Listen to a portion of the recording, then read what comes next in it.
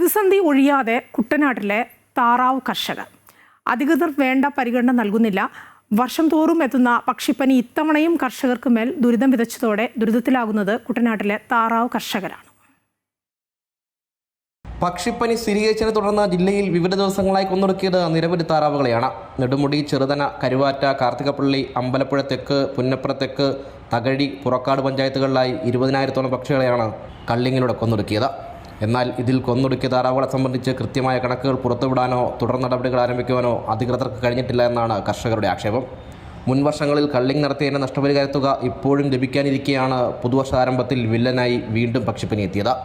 Christmas new year വിപണി ലക്ഷ്യമിട്ട് കൃഷി ചെയ്ത കർഷകർ ഇതോടെ പ്രതിസന്ധിയിലായി. വർഷം തോറും പക്ഷിപ്പനി സ്ഥിരീകരിക്കുകയും പക്ഷികളെ കൊന്നൊടുക്കുകയും ചെയ്യുന്നതല്ലാതെ പക്ഷിപ്പനിയെ ഫലപ്രദമായി പ്രതിരോധിക്കാൻ അധികൃതർ കാണിക്കുന്ന നിസ്സംഗതയോട് കർഷകർ പ്രതിഷേധത്തിലാണ്. വാക്സിൻ വിതരണത്തിലുണ്ടാകുന്ന അലംഭാവവും ഈ മേഖലയോടുള്ള അധികൃതരുടെ സമീപനവുമാണ് കർഷകരെ കൂടുതൽ പ്രതിസന്ധിയിലാക്കുന്നത്. ദേശീയ അംഗീകാരം ലഭിച്ച കുട്ടനാടൻ താറാവുകളെ സംരക്ഷിക്കാൻ ഒരു നടപടിയും ഉദ്യോഗസ്ഥ തലത്തിൽ നിന്നുണ്ടാകുന്നില്ല എന്നാണ് കർഷകരുടെ ആരോപണം. നഷ്ടപരിഹാര തുക നൽകുന്നതിൽ വരുത്തുന്ന വീഴ്ചയും പക്ഷിപ്പനി പ്രതിരോധത്തിലെ അപാകതകളും ഇനിയും തുടർന്നാൽ കൃഷി തന്നെ ഉപേക്ഷിക്കേണ്ടുന്ന ഗതികേടിലാണ് കുട്ടനാട്ടിലെ കർഷകർ. അമൃത ന്യൂസ്, ആലപ്പുഴ.